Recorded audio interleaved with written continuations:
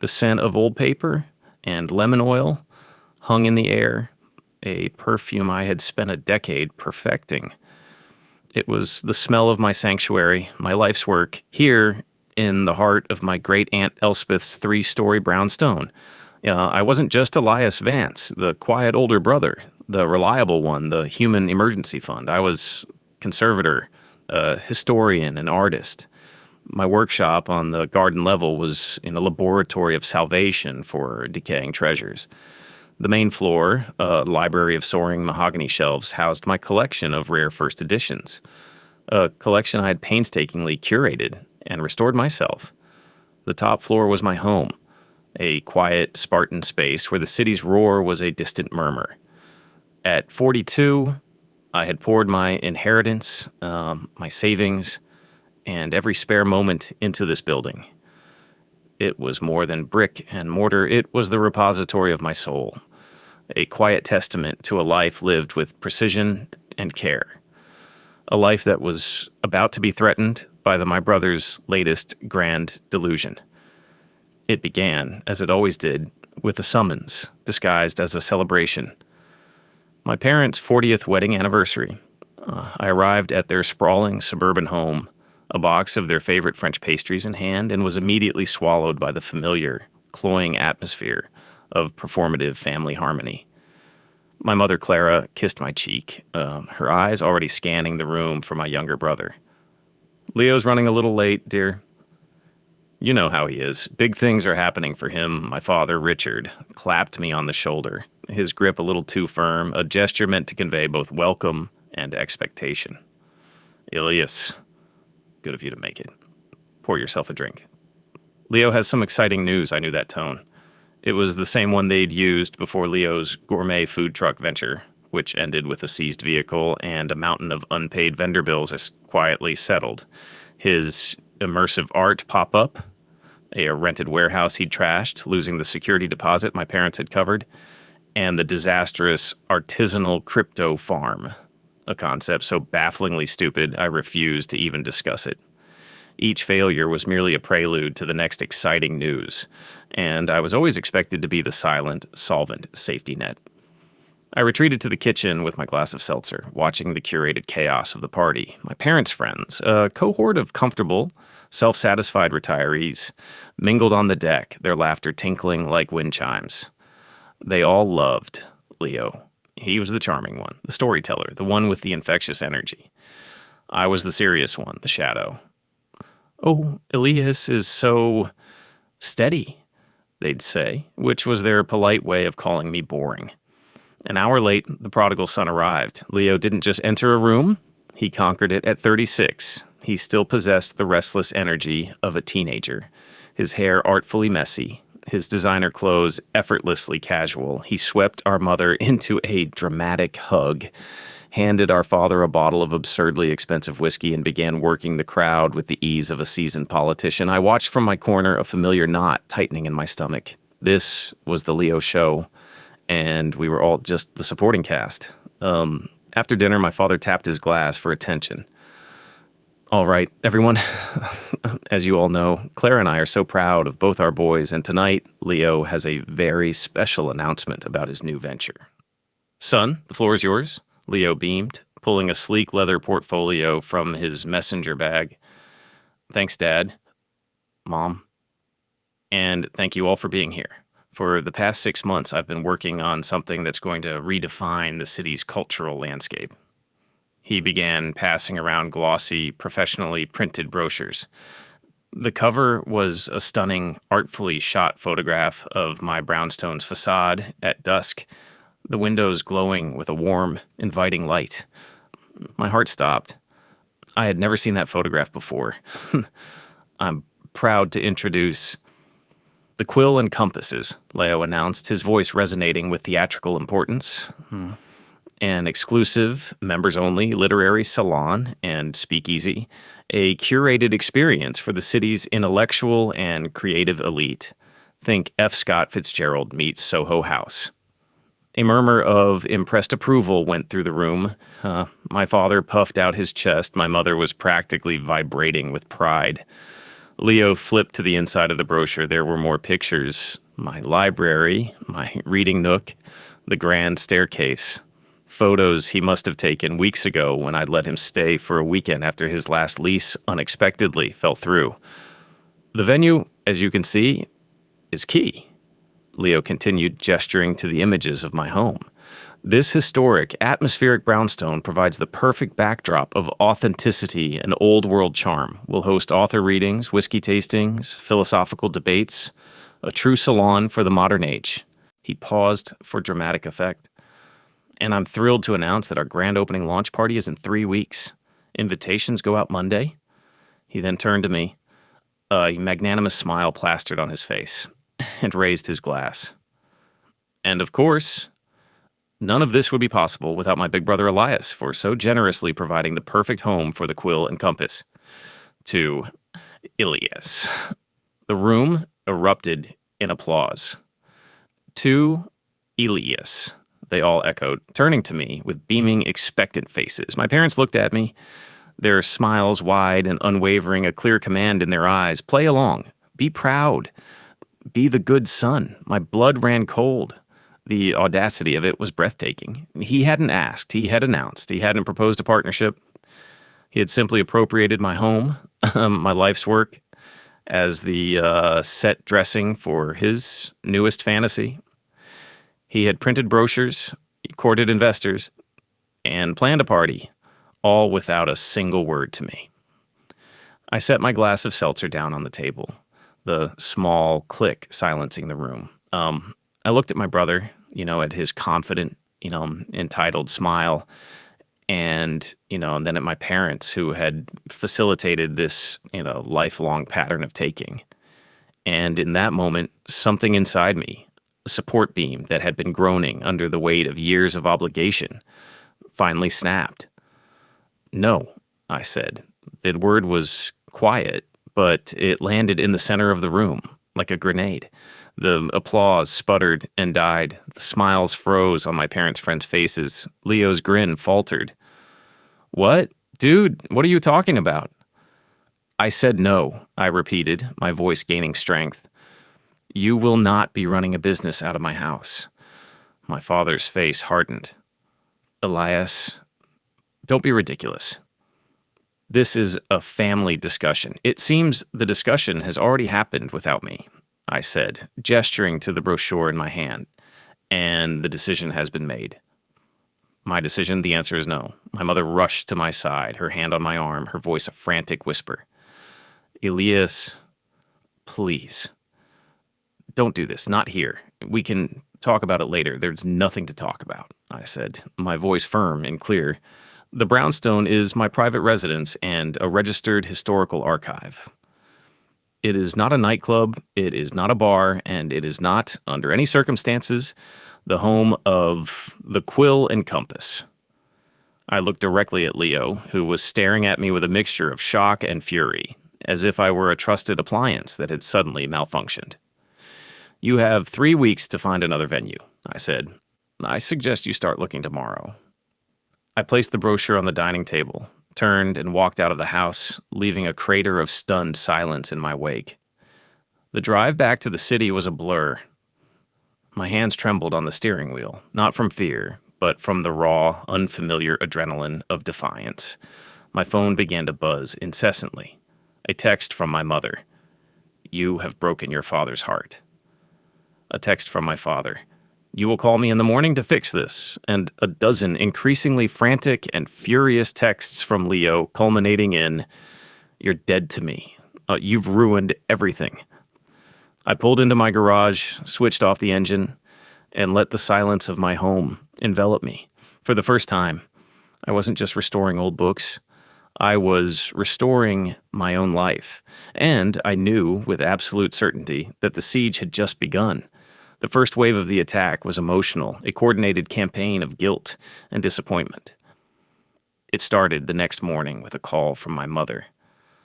I don't understand how you could be so cruel, Elias, she began, her voice thick with tears. Your brother was counting on you. We were all so proud of him. Were you proud of him when you paid the back rent on his last apartment, Mom? I asked, my voice even. Or when you covered the damages for the food truck. This isn't about pride. It's about enabling. It's about family, she cried. Family helps each other. You have that enormous house all to yourself and you hoard it like a dragon with its gold. Leo is trying to build something to make a name for himself. He can build it somewhere else, a place that's zoned for commercial use. You're being deliberately difficult. It's the history of your house he needs, the atmosphere.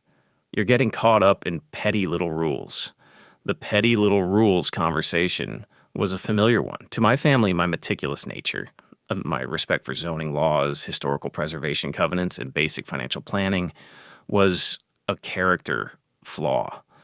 It was what made me steady and boring. After my mother's tearful plea failed, my father tried a different tactic: paternal authority. I'm deeply disappointed in you, Elias. His voice boomed over the phone that afternoon. You've publicly humiliated your brother and this family. You have a duty to support him. I don't think it's too much to ask that you let him use the first 2 floors. It's my home, Dad, not a public utility.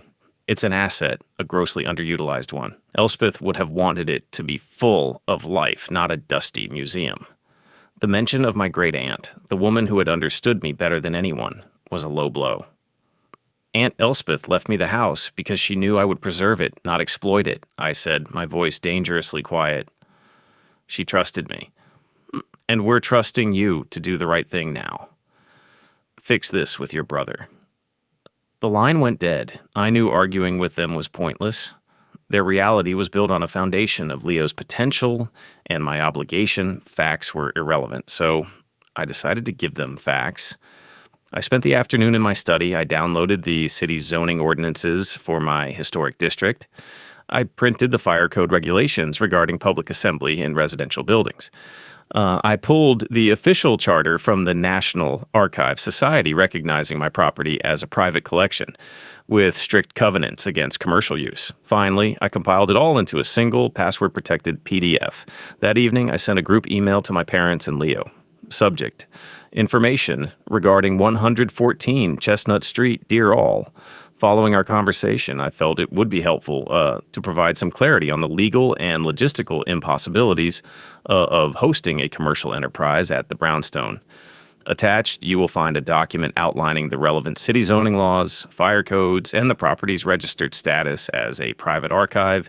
The potential fines for contravention, as you will see, are substantial, starting at $50,000 per day, and could result in the seizure of the property. I trust this information will be useful as Leo seeks a more appropriate venue for his exciting new venture. Sincerely, Elias the Fish hit send and felt a profound sense of calm. I was done with emotional arguments. From now on, I would communicate only in the language of irrefutable documentation. The email, of course, was received not as helpful information, but as an act of war. Leo's response was a string of expletives. My parents didn't reply at all. The silence was unnerving. I knew they were regrouping, planning their next assault. It came the following Sunday. My mother called, her voice syrupy sweet. Elias, darling, we're having a little brunch with the Abernathys and Pastor John. Just a casual get-together. It would mean the world to your father and me if you would come. Please, for me, it was a trap, and we both knew it. The Abernathys were my parents' oldest friends, and Pastor John had been our family's spiritual guide since I was a boy. This was the social pressure phase. They were assembling a jury, but refusing to go would only make me look unreasonable. I'll be there, I said. I arrived to find the scene set. The Abernathys and Pastor John were seated on the patio, and my parents were fluttering around them, refilling coffee cups. Leo was conspicuously absent, a strategic move to make him the object of sympathy rather than a participant in the confrontation. After a few minutes of strained pleasantries, my father cleared his throat.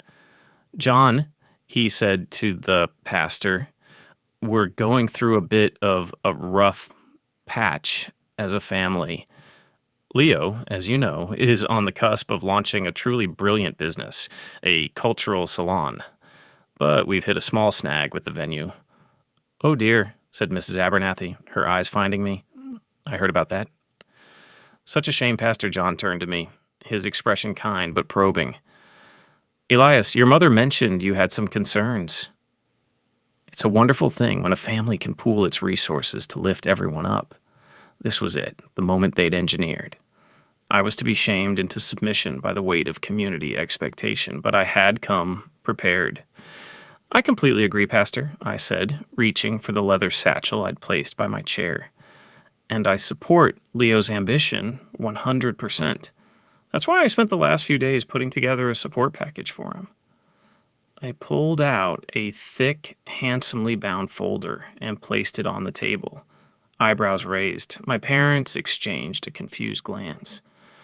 My home, unfortunately, is legally unviable as a commercial space, I explained, my tone helpful and collaborative.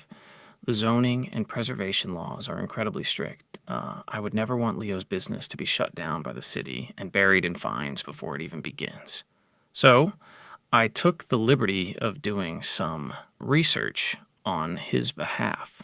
I opened the folder. The first page was a list of 3 available commercial properties for lease, all in trendy, high-foot traffic neighborhoods, and all properly zoned for a bar and event space. I had included floor plans, rental costs, and contact information for the real estate agents. These 3 locations are perfect for the quill and compass concept, I said cheerfully. I flipped the page. I also compiled a list of local, highly rated contractors, caterers, and security firms that specialize in new business launches. Flip. And to help with the initial startup capital, I've worked with my bank to arrange a small business loan. I've already filled out most of the paperwork and have agreed to co-sign for a loan of up to $25,000 to cover the first 6 months' rent and initial renovations. I closed the folder and pushed it across the table towards my father.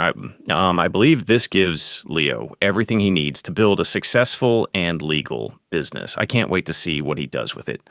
The silence on the patio was absolute. The Abernathys and Pastor John were staring at me, their expressions a mixture of surprise and admiration. My parents were pale. I had not only refused to play their game, I had rewritten the rules and won. I wasn't the selfish, unsupportive brother. I was the thoughtful, generous, and practical one who had just called their bluff in the most public way possible. Well, Pastor John finally said, breaking the quiet, Elias, that is remarkably thorough and incredibly generous. Leo is a very lucky young man to have a brother like you, Mr. Abernathy nodded vigorously. Richard, Clara, you must be so proud. That's real support. My mother forced a tight, brittle smile. My father stared at the folder on the table, as if it were a venomous snake. I had checkmated them. The drive home was victorious, but I knew Leo. His ego was a fragile, monstrous thing. Being offered legitimate help would be more insulting to him than a simple refusal. He didn't want my help. He wanted my house, and he was far from done trying to get it. My prediction proved correct 2 days later. I was attending a regional book fair, an annual pilgrimage I never missed. I was examining a rare 17th century herbal manuscript when my phone buzzed with a security alert. Motion detected. Library. My heart hammered against my ribs. I'd installed the high-end security system. Discrete cameras, motion sensors, contact alarms on all windows and doors. A year ago, not because I feared burglars, but because I feared my own family's lack of boundaries. Leo still had an old key, one he'd claimed to have lost years ago. I'd always suspected he kept it. I pulled up the live feed on my phone. The image was crystal clear. There, standing in the middle of my library, was my brother. He was not alone. With him were 2 other people, a man in a sharp suit who looked like an investor, and a woman with a measuring tape and a clipboard, clearly an interior designer. And we'll knock out this whole wall of bookshelves here, Leo was saying, gesturing expansively. Open it right up. Now install a 20-foot marble bar along the back wall. The vibe needs to be less dusty, old books, more sexy. Intellectual hub. The designer nodded. We can do that. It'll be a major structural change, though. We'll need to bring in an engineer, Rage, cold and pure, washed over me. He was in my home, with strangers, planning to physically dismantle my life's work. He was planning to knock down the custom-built mahogany shelves I had designed and helped build with my own hands. My first instinct was to call him, to scream. But I paused. What good would that do? It would just be another argument, another emotional battle he was better equipped to fight than I was. Number. I had moved beyond that. My thumb hovered over Leo's contact number, then moved. I dialed 911. I'd like to report a break-in in progress, I said, my voice steady and devoid of emotion. I gave the operator my address. There are 3 intruders. I have them on a live video feed. Yes, I would like to press charges. My next call was to a 24-hour locksmith. I need every lock on my property changed immediately, I told him, and I need a deadbolt installed that can only be opened from the inside. I packed my satchel, made my apologies to the book dealer, and began the 2-hour drive home. I did not call my parents. I did not text my brother. I simply drove, watching the miles tick by, a strange sense of detachment settling over me. I arrived to a scene of quiet chaos. A police car was parked at the curb. The front door of my brownstone was wide open. As I walked up the steps, 2 officers were escorting a handcuffed, sputtering Leo out of my home. His 2 companions stood on the sidewalk, looking bewildered and mortified. Elias, tell them, Leo shouted when he saw me. Tell these idiots there's been a mistake. This is my house. It's a family matter. I walked past him without a word and addressed the officer in charge, a stern-faced sergeant with a weary expression. I'm Elias Vance, I said. I'm the owner of the property. Sir, this man claims to be your brother, the sergeant said. He says he had permission to be here. He is my brother, I confirmed. And he did not have permission. She entered my home illegally with a key he was not authorized to possess. I want to proceed with the charges of breaking and entering. Leo's face contorted with disbelief, then rage. You son of a bitch. You're choosing your stupid, dusty old house over your own family. You'll regret this. They put him in the back of the squad car. He was still screaming threats as they drove away. The investor and the designer apologized profusely, explaining that Leo had assured them he was the owner. I took their business cards, thanked them for their cooperation, and told them I would not be pressing charges against them. They practically ran down the street in their haste to get away. The locksmith arrived 20 minutes later. As he worked, methodically replacing every cylinder, every tumbler, I stood in my library and looked at the space where Leo had planned to build his bar. The only sound was the scrape and click of the locksmith's tools. The war was over. The fallout was about to begin. My parents arrived an hour after they'd bailed Leo out of jail. They didn't knock. My father simply hammered on the newly installed door with his fist. I opened it and stood in the doorway, blocking their path. Have you lost your mind? My father roared, his face purple with rage. You had your own brother arrested. You pressed charges against your family. He broke into my home, I said calmly. It was a misunderstanding. My mother shrieked, tears streaming down her face. He was just showing some people the space. You've humiliated us. The Abernathys have already called. The news is all over town. The truth is all over town, you mean? I corrected her. The truth is that Leo feels entitled to my property, and you have both encouraged that delusion for his entire life. You are going down to that police station right now, and you are dropping those charges. My father commanded, jabbing a finger at my chest. No, I said. I'm not. What has gotten into you, Elias? My mother sobbed. You've always been such a good, reasonable boy. And that was it. That was the heart of the matter. The good, reasonable boy was the one who paid the bills, cleaned up the messes, and quietly absorbed the cost of their collective irresponsibility. The good boy was the one who never had needs of his own, only obligations. That boy was gone. I am being reasonable, I said. I am protecting my property and my peace of mind. something neither of you has ever shown any interest in. I step back into the house. Leo is not welcome here, and until you can understand and respect that, neither are you. Before they could respond, I closed the door in their faces. I leaned against the cool wood, listening to their muffled shouts and then the sound of their footsteps retreating. I slid the new deadbolt into place. The solid, definitive thunk was the most satisfying sound I'd ever heard. The restraining order was granted a week later. The family was silent. The 3 weeks until Leo's fictitious launch party came and went. The world did not end. Months passed, the seasons turned, I worked, I restored a first edition, a copy of Moby Dick with a crumbling spine. I hosted a small, quiet reception for the Historical Preservation Society, a legitimate, lawful use of my library. My life, for the first time, was truly my own. The silence from my family was vast and deep, a chasm I had created. It was lonely at times, but it was a clean, honest loneliness, infinitely preferable to the toxic closeness that had defined my life before. One evening, nearly a year after the arrest, an email appeared in my inbox. It was from my father. Subject: Your mother and I, Elias. Your mother misses you. I do too.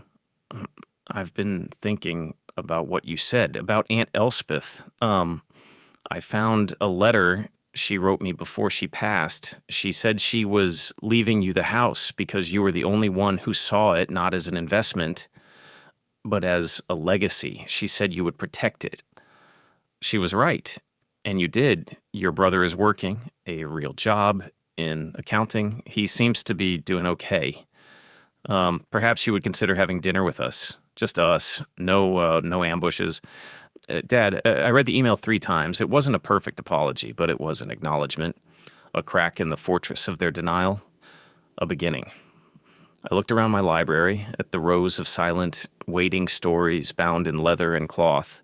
For years, I had devoted myself to preserving the stories of others. Now, finally, I was ready to start writing my own. I typed my reply. I'd like that.